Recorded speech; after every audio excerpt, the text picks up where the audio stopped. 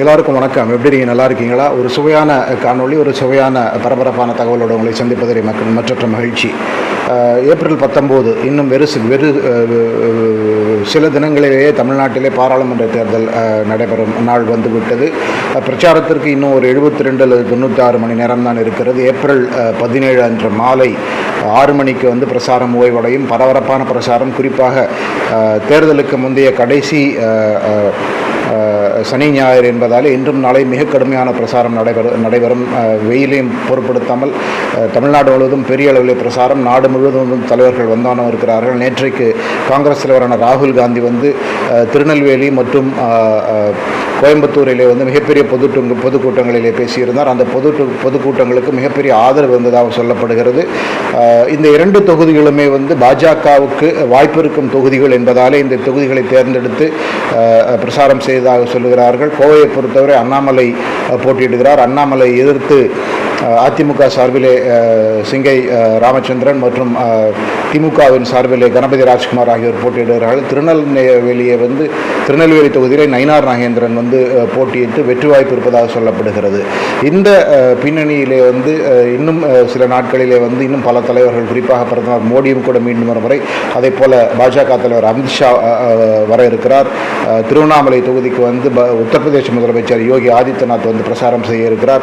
இப்படி நாடு முழுவதும் இருந்து தலைவர்கள் பிரசாரம் செய்ய உள்ள நிலையிலே திராவிட முன்னேற்ற கட்சியை கூட நடத்திய ஒரு இன்டர்னல் சர்வே, அவருடைய ஒரு உள்கணக்கெடுப்பு பிரகாரமே கூட அவர்கள் எதிர்பார்த்த வண்ணம் பெரிய அளவிலே அதாவது அவர்கள் 40 நமதே என்ற ரீதியில் பிரசாரத்தை தொடங்கியிருந்தார்கள்.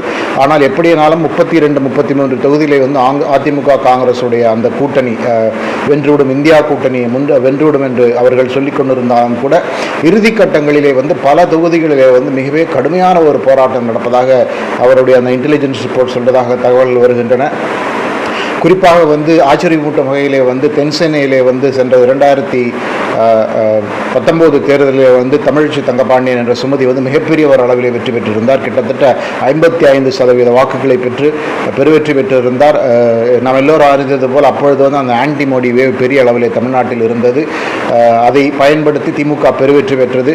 ஆனால் ஆச்சரியமூட்டும் வண்ணமாக இந்த 2024 பொது தேர்தலிலே பங்கு பெறுவதற்காக பாஜக சார்பில் போட்டியிடுவதற்காக தன்னுடைய தெலுங்கானா ஆளுநர் பதவியை ராஜினாமா செய்துவிட்டு டாக்டர் தமிழிசை சவுந்தரராஜன் பாஜக சார்பில் தென்சென்னையிலே களம் குதித்திருக்கிறார். அது மட்டுமில்லாமல் அதிமுக சார்பாகவும் கூட திரு ஜெயக்குமார் அவருடைய மகன் ஜெயவர்தன், டாக்டர் ஜெயவர்தன் போட்டியில் இருக்கிறார் என்ற ரீதியில் இந்த தொகுதியில் மிக மிக கடும் போட்டி நடப்பதாக இன்டெலிஜென்ஸ் ரிப்போர்ட் சொல்லுகின்றன. எளிதிலே தமிழிசை தங்கபாண்டியன் வெற்றி பெறுவாத என்ற நிலை மாறி இந்த தொகுதி அநேகமாக ஜெயவர்தனோ அல்லது டாக்டர் தமிழிசை சவுந்தரராஜனோ வெற்றி பெறுவார்கள் என்ற நிலைக்கு இந்த தொகுதியோட களம் மாறி இருக்கிறது என்று இந்த இன்டெலிஜென்ஸ் ரிப்போர்ட் சொல்லுகிறது. ஆக உறுதியாக திமுக வெற்றி பெறும் தொகுதி என்ற நிலையிலிருந்து இந்த தென்சென்னை மாறி இருக்கிறது என்று பலரும் சொல்லுகிறார்கள். இதே கணக்கை தான் அந்த திராவிட முன்னேற்ற கழகத்தினுடைய அந்த உள் சர்வேயும் சொல்லுகிறது என்பதை முக்கியமாக பார்க்க வேண்டும். அதே போல கூட மத்திய சென்னை தொகுதியிலே எளிதிலே வெற்றி பெறுவார் என்று நினைக்கப்பட்ட திரு தயாநிதி மாறன் மிக கடுமையான ஒரு போட்டியை சந்தித்திருக்கிறார். குறிப்பாக அங்கே பாஜக சார்பில் நிறுத்தப்பட்டிருக்கும் இளைய வேட்பாளராக வினோத் செல்வம் மிக கடும் போட்டி கொடுத்து கொண்டிருக்கிறார் என்று பல தகவல்கள் வருகின்றன. இந்த தொகுதியிலும் கூட திமுக உறுதியான வெற்றி என்ற நிலை மாறி மிக ஒரு கடுமையான போட்டி நிலவுகிறது. ஒருவேளை வினோத் செல்வம் வெற்றி பெற கூட வாய்ப்பு இருக்கிறது என்று சொல்லுகிறார்கள். இந்த தொகுதியை பொறுத்தவரை அதிமுக சார்பில் அவர்கள் யாரையும் களத்தில் நிறுத்தவில்லை. அந்த தொகுதியை தேதிமுக விட்டுக் கொடுத்தார்கள் என்ற ரீதியிலே இங்கே போட்டி என்பது இப்பொழுது திமுக மற்றும் பாஜகவுக்கு இடையே என்று சொல்லுகிறார்கள். இந்த தொகுதி வாரியான கணக்கெடுப்பு இல்லாமல் இன்னொரு முக்கியமான விஷயத்தை இந்த திமுகவுடைய அந்த சர்வே தெரிவிப்பதற்காக நமக்கு தெரிந்தவர்கள் சொன்னார்கள். அதாவது உறுதியாக பாரதிய ஜனதா கட்சி, தேசிய ஜனநாயக முன்னணி அந்த கூட்டணி வட மாவட்டங்களிலும் மேற்கு மாவட்டங்களிலும் அந்த பாமகவுடனான கூட்டணி மிக மிக வலுவாக இருக்கிறது என்பது உறுதி செய்திருக்கிறார்கள். அந்த ரீதியிலே பார்த்தால் தருமபுரி தொகுதியிலே டாக்டர் அன்புமணி ராமதாஸுடைய மனைவி சௌமியா ராமதாஸ் உறுதியாக வெற்றி பெறுவார் என்ற நிலையில் தொகுதிகளிலே களம் இருக்கிறதுன்னு சொல்லுகிறார்கள்.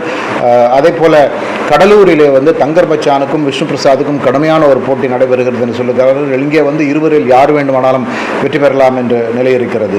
நீலகிரி தொகுதியை பொறுத்தவரை வந்து நீலகிரி தனி தொகுதி, அங்கே வந்து ஒரு விஐபி தொகுதி என்று சொல்லலாம். திராவிட முன்னேற்ற கழகத்தின் சார்பாக ஏ ராஜா கொள்கை பரப்பு செயலாளர் மற்றும் முக்கியமான ஒரு தலைவர் போட்டியிடுகிறார். பாஜக சார்பில் ஏற்கனவே ராஜ்யசபா உறுப்பினராக இருக்கக்கூடிய எல் முருகன் போட்டியிடுகிறார். அதிமுக சார்பிலே வந்து முன்னாள் சபாநாயகர் தனபால் உடைய மகன் லோகேஷ் போட்டியிடுகிறார். இந்த தொகுதியிலே கூட சென்ற தேர்தலில் வந்து ஆராசா மிகப்பெரிய ஒரு வெற்றி அடைந்திருந்தார். 56-57% வாக்குகள் பெற்று வெற்றி அடைந்தாலும் கூட இந்த முறை வந்து அந்த தொகுதியிலே வந்து பெருவாரியாக இருக்கும் படுகர்கள், குறிப்பாக நீலகிரி மற்றும் மன்னிக்கும் கோத்தகிரி கூடலூர் பகுதிகளில் இருக்கும் படுகர் மலைவாழ் இனத்தினர் வந்து திமுக மீது கடும் கோபத்தில் இருப்பதாகவும், குறிப்பாக ஆராசா வந்து இந்த ஹிந்து எதிர்ப்பு பேச்சு, சனாதன எதிர்ப்பு பேச்சு, கடவுள் ராமரை பற்றிய பேச்சு, இந்த பேச்சுக்களெல்லாம் வந்து அந்த மலைவாழ் மக்களிடத்தை கோபத்தை ஏற்படுத்தியதாக தகவல்கள் வருகின்றன. அந்த ரீதியிலே வந்து மிக சுலபமாக ஆராசா வெற்றி பெறுவார். இந்த நிலை மாறி அங்கேயும் கடும் போட்டி நடைபெற்று கொண்டு இருக்கிறது சொல்லுகிறார்கள்.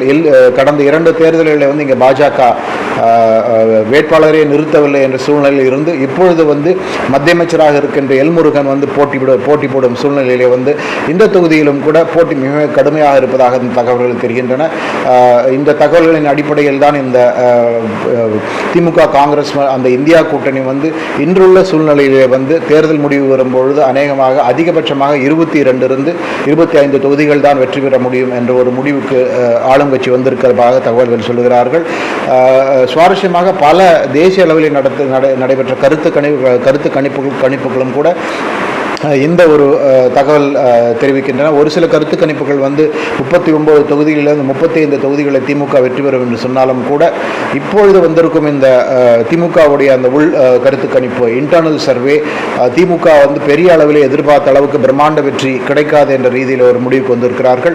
22 25 தொகுதிகளை வெற்றி பெறும் திமுக கூட்டணி. அதைவிட மிக மிக சுவாரஸ்யமாக அதிமுகவும் தேசிய ஜனநாயக கூட்டணி பாஜகவும் வந்து சரிசமமான தொகுதிகளில் வெற்றி பெறுவதற்கான வாய்ப்பு இருப்பதாகவும் சொல்லுகிறார்கள். இது எந்த அளவுக்கு சாத்தியம் என்று தெரியவில்லை. ஏனென்று சொன்னால் ஒரு மும்முனை போட்டியிலே வந்து ஏற்கனவே வந்து திராவிட முன்னேற்ற கழகத்திலிருந்து கிட்டத்தட்ட 35-36% உறுதியான ஒரு வாக்கு வங்கி அவர்களுக்கு இருக்கிறது. சென்ற முறை வந்து 2019 வந்து மோடி எதிர்ப்பு அலை பெரிய அளவில் வீசியதாலே பல தொகுதிகளிலே வந்து அவர்கள் வந்து 52-53% வாக்குகளை பெற்றிருந்தார்கள்.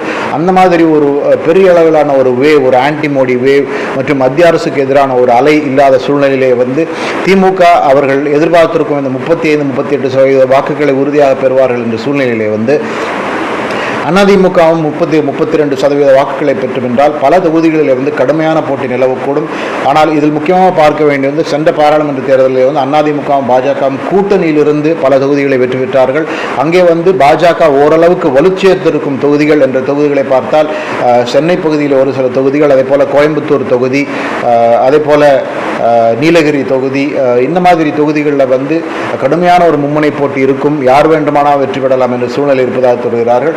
கோவையை பொறுத்தவரை வந்து என்னதான் களம் வந்து மும்முனை போட்டி என்று சொன்னாலும் கூட அண்ணாமலை வெற்றி பெறுவார் என்று அந்த இன்டெலிஜென்ஸ் சர்வே சொல்வதாக தகவல்கள் கிடைக்கின்றன. அண்ணாமலை வெற்றி பெறுவது உறுதி. ஆனால் என்ன ஒரு பெரிய ஒரு மார்ஜின், என்ன ஒரு பெரிய ஒரு ஓட்டு வித்தியாசம், வாக்கு வித்தியாசத்தில் வெற்றி பெறுவார் என்பதுதான் கேள்விக்குறி என்று சொல்லுகிறார்கள்.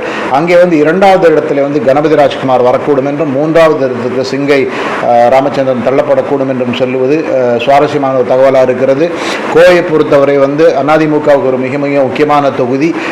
கொங்கிலே வந்து அவருடைய கோட்டை என்று சொல்லக்கூடிய ஒரு பகுதியாக கோவை தொகுதியிலே வந்து வெற்றி பெறாவிட்டால் கூட ஒரு நல்ல வாக்கு சதவீதத்தை கோவை தொகுதியில் வந்து பெறாவிட்டால் அதிமுக என்ற கட்சிக்கு வந்து அவர் பெரும் பின்னடைவாக தான் பார்க்கப்படும் என்பதில் எந்த சந்தேகமில்லை. இந்த சர்வேக்களுக்கு மாறாக ஒருவேளை சிங்கை ராமச்சந்திரன் வெற்றி பெற்றால் அது வந்து அதிமுகவுக்கும், குறிப்பாக அதிமுகவில் வந்து கொங்கு பகுதியை மிக மிக முக்கியமான தலைவராக இருக்கும் எஸ்பி வேலுமணி போன்றவருக்கெல்லாம் ஒரு மிகப்பெரிய அட்வான்டேஜாக, ஒரு மிகப்பெரிய ஒரு வருங்காலத்திற்கான ஒரு தூணாக இந்த வெற்றி அமையும் என்பதில் சந்தேகமில்லை. ஆனால் இவற்றையெல்லாம் மீறி ஒருவேளை அண்ணாமலை வெற்றி பெற்று மத்திய அமைச்சர் ஆகும் பட்சத்திலே வந்து மேற்கு தமிழ்நாட்டிலே வந்து அதிமுகவுடைய எதிர்காலம் ஒரு பெரிய ஒரு கேள்விக்குறியாக மாறும் என்பதில் சந்தேகமில்லை. இதில் மிக மிக முக்கியமாக பார்க்க வேண்டியது இந்த தேர்தலை பொறுத்தவரை ஒன்று வந்து பாஜக அவர்கள் சொன்னது மாதிரி 10-15% வாக்குகளை பெறுகிறார்களா என்பது ஒன்று. இன்னொன்று, அந்த 15% அவர்கள் பெற வேண்டும் என்றால் அது யாருடைய வாக்கு வங்கியிலிருந்து வரக்கூடிய வாக்குகளாக இருக்கும் என்று பார்த்தால் பார்த்தால் மிக மிக முக்கியமாக உறுதியாக அது வந்து அதிமுகவுடைய வாக்கு வங்கி சிதறித்தான் நடக்க வேண்டும் என்று பல பத்திரிகையாளர் சொல்லுகிறார்கள்.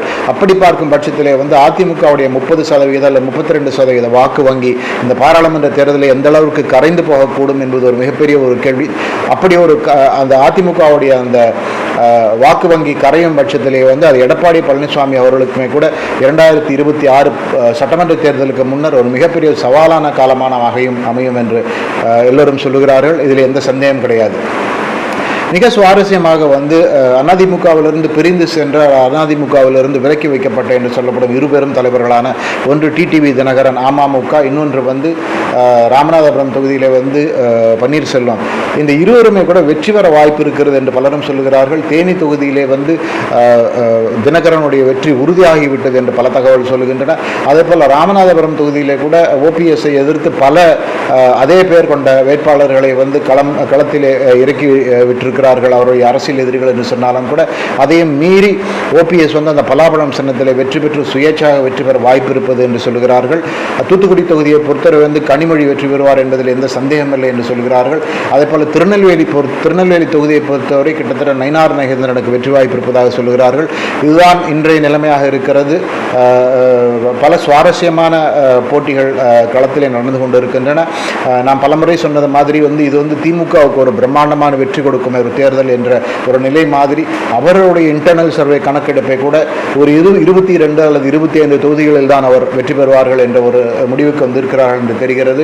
இதில் மிக மிக சுவாரஸ்யமாக மீதமுள்ள ஒரு 14 தொகுதிகள் யாருக்கு போகும்? அதில் பெருவாரியான தொகுதிகள் அதிமுகவுக்கு போகுமா, இல்லை அதில் வந்து சரிபாதியாக பாஜகவும் அதிமுகவும் சரிசமமாக தொகுதிகள் பகிர்ந்து கொள்ளுமா, இல்லை எல்லோருக்கும் ஆச்சரியமூட்டும் வண்ணம் வந்து பாஜக அதிமுகவோட அதிக தொகுதிகளை வென்றுவிடுமா என்பதெல்லாம் நாம் காத்திருந்து பார்க்க வேண்டும். இந்த ஒரு பரபரப்பான ஒரு தேர்தல் அப்டேட் பிரசாரம் சூடுபிடித்திருக்கும் நிலையிலே வந்து இந்த திமுகவுடைய அந்த இன்டர்னல் சர்வே குறித்த தகவல்களை உங்களோடு பகிர்ந்து கொள்ளத்தான் வந்திருந்தேன். உங்கள் நேரத்துக்கு மிக்க நன்றி. மீண்டும் ஒருமுறை நான் வேறொரு தகவலோடு சந்திக்கிறேன். மிக்க நன்றி. அனைவரும் கட்டாயமாக 19 அன்று உங்களுக்கு தமிழ்நாட்டில் வாக்கு இருக்கிறது என்றால் வாக்களியுங்கள். வாக்களிப்பது நம்முடைய உரிமை, வாக்களிப்பது நம்முடைய கடமை. உங்கள் நேரத்துக்கு நன்றி. மீண்டும் வேறொரு தகவலோடு நான் உங்களை சந்திக்கிறேன். மிக்க நன்றி.